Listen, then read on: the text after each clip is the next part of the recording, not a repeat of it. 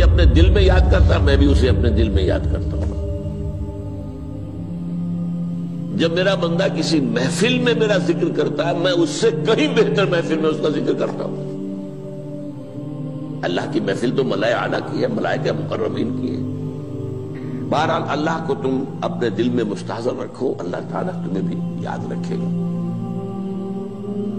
دوبارہ فرمایا احفظ اللہ تجدہ امامک تجاہک، اللہ کو یاد رکھو تو اپنے سامنے موجود پاؤ گے، جب چاہو دعا کرو تو احفظ اللہ تجدہ امامک یا تجاہک، اپنے سامنے موجود پاؤ گے۔ اذا سألت فاسأل اللہ، اب آ گیا وہ مرکزی مضمون۔ دیکھو جب مانگو اللہ سے مانگو، غیر اللہ کے سامنے ہاتھ دراز کرو ہی مت۔ ایک حدیث میں آتا، یعنی حرام نہیں ہے، دنیاوی قواعد اصول قوانین کے تحت کسی سے مدد چاہنا، کوئی سوال کرنا حرام نہیں ہے۔ آپ سوال کریں، مدد لیں، اسی پر دنیا قائم ہے، ایک دوسرے کے ساتھ تعاون کے ساتھ۔ لیکن اونچا مقام کیا ہے؟ کسی سے سوال مت کرو سوائے اللہ، یہاں تک کہ جوتے باندھنے کا تسمہ تمہیں درکار ہے تو بھی کسی سے مت مانگو، اللہ سے مانگو۔ کیا پتہ اللہ کس کے دل میں ڈال دے اور وہ آ کے تمہیں تسمہ پیش کر دے۔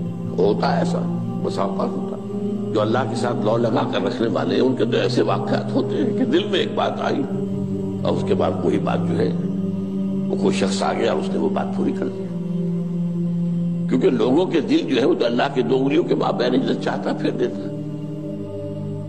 کیا پتہ اللہ کسی فرشتے کو انسانی شکل میں بھیج دے، آتا ہے فرشتہ، آتا ہے انسانی شکل میں، آتا ہے آپ کی تکلیف کو رفع کر دے، آپ کی ضرورت کو پورا کر دے، اسی سے مانگو، کسی اور سے مانگو۔ یہ ہے توحید کا لب لباب۔ یوں سمجھیے اسلام کی جڑ کیا ہے؟ ایمان۔ اسلام کا جو خارجی نظام عمل ہے، انفرادی اعمال ہو، اجتماعی ہو، ان سب کی روح رواں کیا ہے؟ ایمان۔ ٹھیک، ایک بات ہو گئی۔ ایمان کا خلاصہ لب لباب کیا ہے؟ ایمان باللہ۔ جیسے ایمان بالآخرہ بھی ہے، ایمان بالملائکہ ہے، ایمان بالانبیاء ہے، ایمان بالرسل ہے، ایمان بالکتب ہے، ایمان بالقلب ہے، لیکن اصل ایمان، اسی لیے ایمان مجمل میں آپ کو معلوم ہے کسی اور چیز کا ذکر نہیں۔ آمنت باللہ کما ہوا باسمائہ وصفاتہ وقبلت جمیع احکامہ اقرار باللسان وتصدیق بالقلب، یہ ایمان مجمل ہے۔ اجمالی طور پر ایمان اس کا نام ہے، ہاں مفصل تفصیلی طور پر آمنت باللہ وملائکتہ وکتبہ ورسلہ والیوم الآخر والقدر خیرہ وشرہ من اللہ تعالی۔ تو اسلام کی جڑ ایمان، اور اسلام کا سارا جو نظام عمل ہے، چاہے انفرادی اعمال ہو چاہے اجتماعی، ان سب کی روح رواں ایمان، اور ایمان کا خلاصہ ایمان باللہ۔ اور ایمان باللہ کا اصل حاصل وہ ہے جو اس حدیث میں آ رہا، اس کے دو ہیں تقاضے، عبادت صرف اسی کی، استعانت صرف اسی سے۔ اس لیے میں نے سورہ فاتحہ کا تذکرہ شروع میں کیا، یہ عبادت کا جوہر ہے، عبادت کا جو ہے یہ ایمان کا حاصل، عبادت صرف اس کی ہے اور استعانت صرف اس سے۔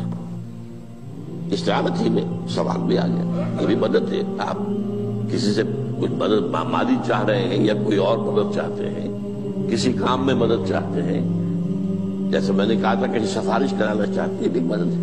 وَإِذَا اسْتَعَنْتَ فَاسْتَعِنْ بِاللَّهِ، اور جب مدد مانگو صرف اللہ سے مانگو۔ اور وہ سارے الفاظ یاد کر لیے، استدعاء، استعانت، استغاثہ، یہ جو غوث اعظم سے استغاثہ کیا جاتا ہے یہ تو شرک ہے۔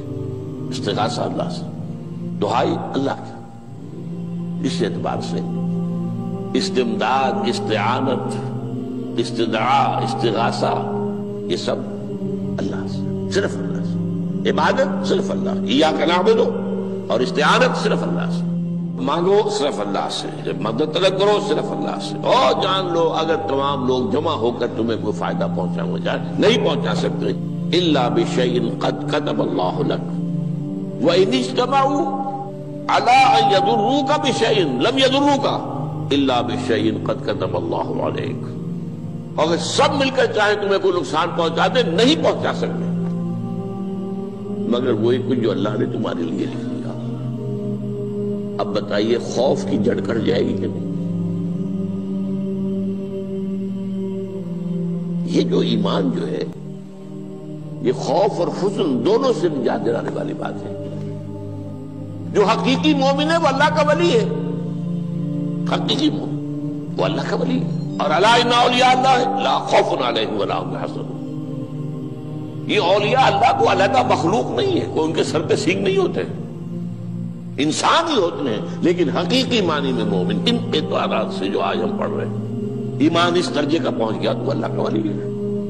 اور لوگ کے لیے خوف کس بات کا ہوگا؟ کس سے خوف کروں؟ اس کے ہاتھ میں کچھ ہے ہی نہیں، اور اگر کچھ اللہ نے میرے لیے لکھ دیا وہ آ کر رہے گا، چاہے میں لاکھ گڑ گڑاؤں اور اس کے سامنے کہ مجھے چھوڑ دے، اگر اللہ نے لکھا وہ آئے وہ تو آئے گا، تو کاہے کو اس کے سامنے گڑ گڑانا، کاہے کو جبرسائی کرنا اس کے سامنے،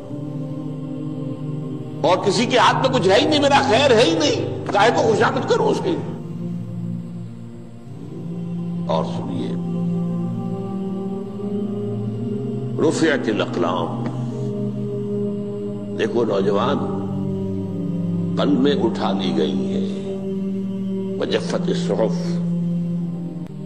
اور جو رجسٹر ہیں صحیفے ان کی سیاہی خشک ہو چکی ہے۔ یہ ہے وہ اللہ کا علم، اس میں ہر شے لکھ دی گئی ہے، اس کی قلم اٹھا لیے گئے۔ جیسے آپ کو معلوم ہے امتحان ہوتا تھا، 3 گھنٹے ختم ہو گئے، اسٹاپ رائٹنگ، بس اب قلم رک جانا چاہیے۔ وہ قلم تو تقدیر کا کاتب جو ہے وہ قلم اس کا اب اٹھا لیا گیا، اور جو صحیفے جن پر یہ لکھا گیا وہ خشک ہوئے ہو گئے۔ یہ تو روایت ہے جو امام ترمذی نے جس کو روایت کیا، یہ متن ان کا ہے جو ہم نے پڑھا ابھی، اور ان کا قول یہ ہے کہ یہ حدیث حسن صحیح ہے، لیکن یہی روایت اور انہی راوی سے عبداللہ ابن عباس سے رضی اللہ تعالیٰ عنہما اور بھی محدثین نے کی ہے، اس میں سے ایک اور متن جو ہے وہ یہاں پر امام نووی نے دے دیا ہے۔ احفظ اللہ تجدہ امامک، یہ تو پہلا وہ ٹکڑا تھا، وقت تو جاہک تھا، یہاں امامک ہے، امام مطلب ایک ہی ہے، اپنے سامنے پاؤ گے۔ اللہ کی حفاظت کرو، اللہ کو دل میں، اللہ کی یاد کو محفوظ رکھو، گویا کہ اللہ کو مستحضر رکھو۔ ذکر اللہ کے معنی کیا ہے؟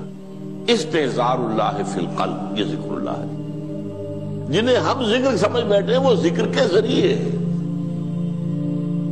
اقیم الصلاۃ لذکری، نماز قائم کرو میری یاد کے لیے، نماز ذریعہ ہے یاد کا۔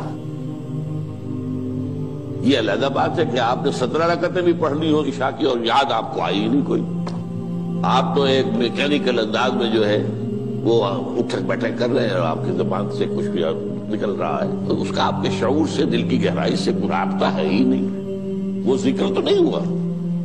ہاں نماز فرض تھی وہ ادا ہو گئی، آپ کی ایک فرض ادا ہو گئی۔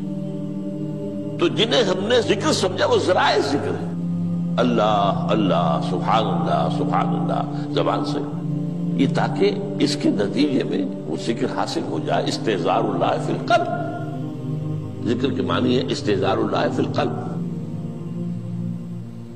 تعرف الی اللہ فی الرخاء، اور دیکھو کشادگی کے وقت میں تم اللہ کو یاد رکھو، اللہ کی طرف رجوع کیے رہو، بھول نہ جاؤ۔ وہ نہ ہو جو کبھی کہا تھا، بہادر شاہ ظفر کے اشعار میں سے بہت زور کا شعر ہے، ظفر آدمی اس کو نہ جانیے چاہے کتنا ہی ہو فام و ذکا، جسے عیش میں یاد خدا نہ رہی، جسے تیش میں خوف خدا نہ رہا۔ وہ ہے کشادگی کی حالت میں، جبکہ تمہارے لیے کشادگی ہے، اللہ کی طرف رجوع کیے رکھو۔ یعرف کا فی الشدہ، تو اللہ اپنی توجہ تم پر رکھے گا شدت کے وقت میں، جب تمہیں کوئی تکلیف ہے اس تکلیف کو تم پر آسان کر دے گا۔ تکلیف تو آنی ہے، جو لکھی ہوئی ہے وہ تو آئے گی، لیکن یہ کہ اللہ تعالیٰ اس کی شدت کو، ایک ہی چیز ہے جس کو ایک انسان بہت شدت کے ساتھ محسوس کر رہا ہے، دوسرا آدمی اتنا نہیں محسوس کر رہا ہے، احساس کا معاملہ ہوگا نا۔ وہ تو اصل میں اگر انسان کی نرز کٹی ہوئی ہے تو احساس ہوگا ہی نہیں، سرے سے ہی نہیں ہوگا۔ تو اس اعتبار سے اللہ تعالیٰ تمہارے لیے وہ شدت کی کمی کر دے گا۔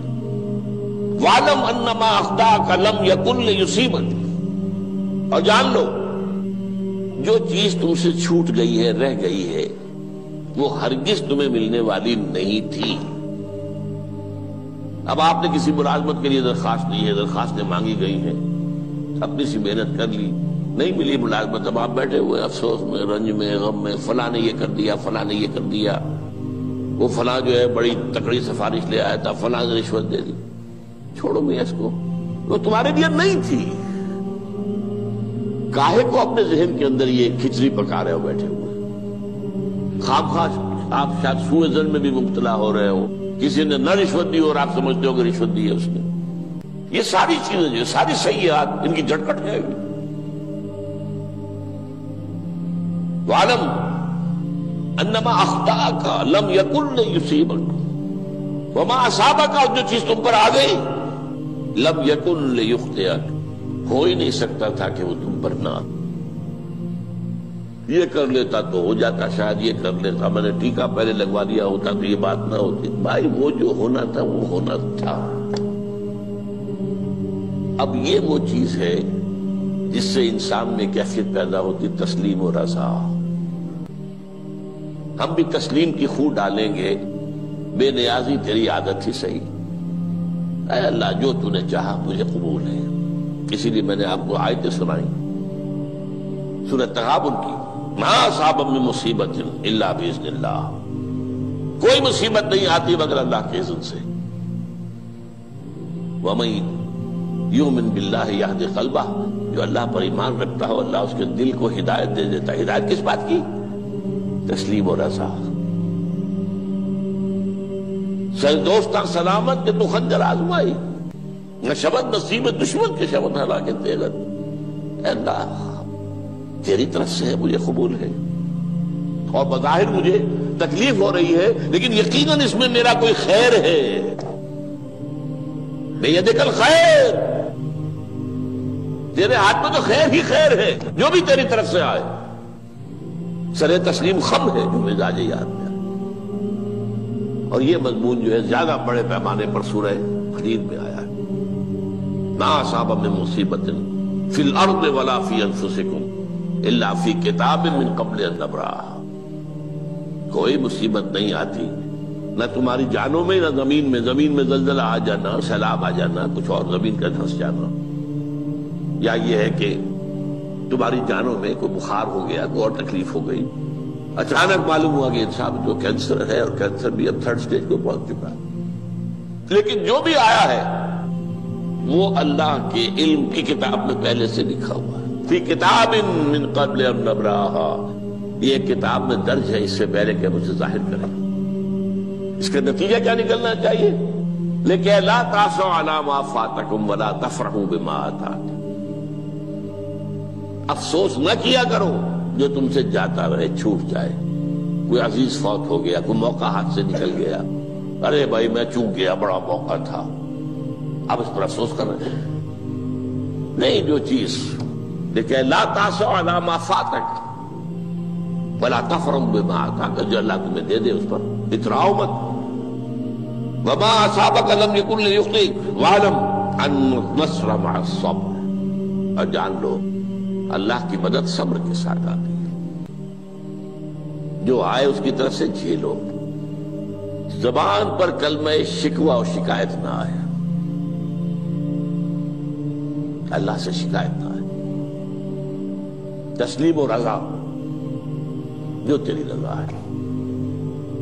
تیری صحت ہمیں منظور ہے لیکن اس کو، مولانا محمد علی جوہر ایک مرتبہ جیل میں گئے، ایک بیٹی بیمار ہوئی، فوت ہو گئی، اس کے بعد دوسری مرتبہ پھر جیل میں گئے، دوسری بیٹی کو وہی بیماری ہوئی، جیل میں اطلاع ملی کہ بیٹی کو یہ بیماری ہو گئی ہے، تو خط لکھا ہے اشعار کی شکل میں، کا آخری شعر یہ ہے: تیری صحت ہمیں منظور ہے لیکن اس کو نہیں منظور تو پھر ہم کو بھی منظور۔ ہم تو چاہتے ہیں میں بیٹی کے تجھے شفا ہو جائے، اسے منظور نہیں تو پھر ہمیں بھی بتا۔ وَعَلَمَ أَنَّ النَّصْرَ مَعَ الصَّبْرِ وَأَنَّ الْفَرَجَ مَعَ الْكَرْبِ۔ فرج، فراخی، کھل جانا کسی چیز کا، یہ ہے کرب کے ساتھ، تکلیف کے ساتھ، تکلیف ہوتی ہے ساتھ۔ اللہ نے قانون بنایا ہے دنیا کا۔ اب آپ اندازہ کیجئے بچے کی ولادت میں ماں کو کتنی تکلیف اٹھانی پڑتی ہے۔